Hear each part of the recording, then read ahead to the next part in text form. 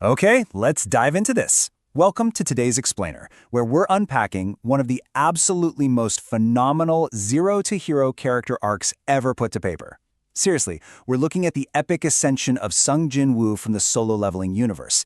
And this isn't just your standard story about a guy getting a little bit stronger.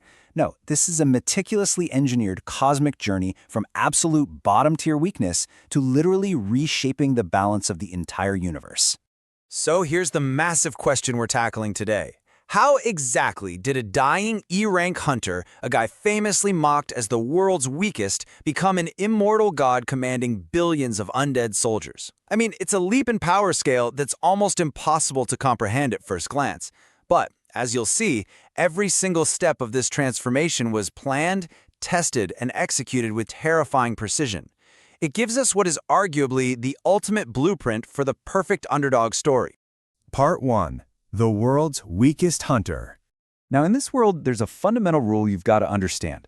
Hunter ranks are completely fixed. From the moment someone awakens with magical energy to fight the monsters pouring out of these dimensional gates, they're evaluated and assigned a rank, right? From S down to E. If you awaken as a C rank, well, you're staying a C rank forever. But then there's Sung Jin-woo. He becomes the single, sole exception to this universal law. He becomes the player. He possesses the completely unique ability to infinitely level up through this mysterious program known as the system. It taps right into that universal fantasy we all have, right? Like, what if our potential was completely limitless?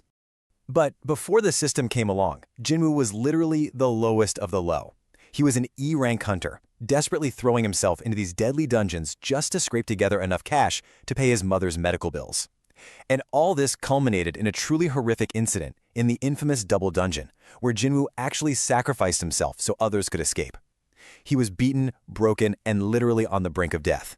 But in that moment, he had this burning, desperate urge for a second chance. And it was exactly that combination, that absolute physical weakness paired with an unbreakable appreciation for the value of life. That's what made him the absolute perfect, resilient candidate for what happened next. Part 2. The system's hidden architecture. Because this wasn't just some random stroke of luck. The system was actually a meticulously engineered 4-phase program. It was built by this malevolent, power-hungry entity known as Kandiaru, or the Architect. See, the Architect struck a deal to find a suitable human vessel for a cosmic entity. He needed someone whose mind and body could withstand an unfathomable transfer of power. So Kandiaru's master plan was essentially this: create strict selection criteria, design absolutely brutal challenges to test character and strength, gradually prepare the chosen human, and then finally execute the transfer. To pull this off without completely shattering Jinwoo's mind, the Architect actually disguised this cosmic preparation process as a video game. Yeah, the system psychologically tricked Jinwoo by feeding him progression through familiar RPG mechanics. He'd get daily quests for XP, access to hidden instant dungeons, and a really tangible way to track his stats, stuff like strength, agility, and intelligence. It made this extraordinary power scaling feel totally manageable. But there was a massive catch to all this gamification: a level 100 cap. This wasn't an infinite game at all. It was literally a countdown to a very specific destination. Part 3. Arise, the Necromancer class. The turning point of his entire journey came with a single iconic word: arise. With just that utterance, everything completely changed. After barely surviving a grueling battle against the Knight Commander Igris in the Job Change Quest dungeon, Jinwoo didn't just get your standard fighter or mage class. Nope, the system awarded him the hidden Necromancer class, which, thanks to his massive point accumulation, instantly evolved into the legendary class, the Shadow Monarch. And this unlocked the absolute core of Jinwoo's godlike potential: Shadow Extraction. This is the terrifying ability to just rip the souls of defeated enemies straight from their corpses and transform them into shadow soldiers. And these aren't just your run-of-the-mill summons. They are fiercely loyal. They possess endless stamina, meaning they literally never get tired. They can hide perfectly within the shadows of other people, and they can eternally regenerate from completely devastating wounds as long as Jinwoo has the mana to sustain them. He basically became a one-man army. Which brings us to Part 4. Commanders of the Shadows. Let's see how this builds, because Jinwoo doesn't just collect mindless fodder. He recruits some of the most terrifying elite monsters in the world to serve as his commanders. And the Shadow Army is structured through a really rigid hierarchy, kind of like the hunter ranking system itself. They start at the normal grade, which is roughly equivalent to lower-tier hunters, and climb all the way up through elite, knight, general, and marshal, ultimately reaching Grand Marshal. And what's super fascinating is that as these shadows level up and hit those higher grades, they actually regain the ability to speak and develop incredibly distinct, complex personalities. A perfect example of this is Igris the Red.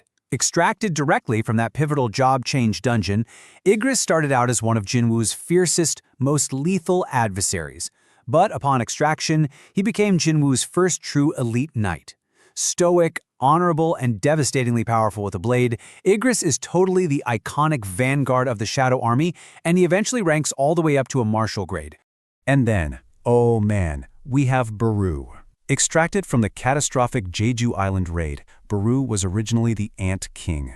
We're talking about a monster so powerful he effortlessly slaughtered multiple S-rank hunters. He has this horrifying ability to absorb the knowledge and skills of his prey literally by eating their heads. Yet, as a martial-grade shadow under Jinwu, Baru develops this surprisingly endearing quirk. He actually spends his free time obsessively watching Korean historical television dramas. It's just a brilliant, tasteful bit of humor that contrasts perfectly with his sheer, brutal lethality on the battlefield. Part 5. Ascension to Shadow Monarch. So, Jinwu has the army, and he's rapidly leveling up. But what happens when he finally hits that level 100 cap we talked about? Well, we shift from earthly dungeons to a conflict on a truly cosmic scale. And here is the twist that Kandiaru, the architect, completely failed to see coming. See, the architect's intent for the level cap was to completely erase Jinwu's mind and soul, just turning his body into a puppet for Ashborn, the original Shadow Monarch. Now, Ashborn was this primordial being, the greatest fragment of light who was betrayed and became the king of the dead. But Ashborn had been watching Jinwu closely, and he was so deeply moved by Jinwu's sheer willpower and his profound understanding of the fragility of life that Ashborn actually made a different choice. He betrayed the architect. Instead of taking over, Ashborn willingly passed down his entire legacy, allowing Jinwu to retain his free will and officially become the new absolute Shadow Monarch. Now let's just look at the sheer math of this ascension for a second. When Jinwu first unlocked his Necromancer class, his power was heavily restricted. He began his journey with a really strict extraction limit of just 20 shadows. But the very moment he fully inherited Ashborn's legacy and those system restrictions were shattered, that number absolutely exploded. By absorbing the original King of the Dead's remaining forces, Jinwu's personal army instantly swelled to a staggering 100,000 immortal warriors. 100,000. And it didn't even stop there. Pushing the momentum further, Jinwu ended up engaging in a massive cosmic war against the other monarchs. To save humanity, he actually utilized a divine item called the Cup of Reincarnation to turn back time, fighting the entire war all over again in the Dimensional Rift. During this grueling, decades-long solo campaign, his Shadow Army absolutely skyrocketed past 10 million soldiers. Which brings us to the final, mind-boggling scale of the epilogue. The man who started out as an E-rank hunter, universally ridiculed as the weakest of all mankind, now stands as a literal cosmic god. He commands billions of immortal shadows across dimensions, taking the fight straight to the new outer gods known as the Itatarim. Billions! It's an absolutely jaw-dropping evolution, but it really leaves us with this final provocative thought. You know, Jinwu sacrificed his normal life, his anonymity, and in many ways, his humanity, all to become an immortal god. He bears the solitary weight of protecting the entire universe from the shadows, entirely alone. So the crucial question is absolute limitless power actually worth the profound burden and isolation that comes with it? It's a fascinating cost to a brilliant ascension. Well, thank you so much for joining me on this explainer. I really hope this helped you grasp the true scale of the Shadow Monarch's journey. I'll catch you in the next one.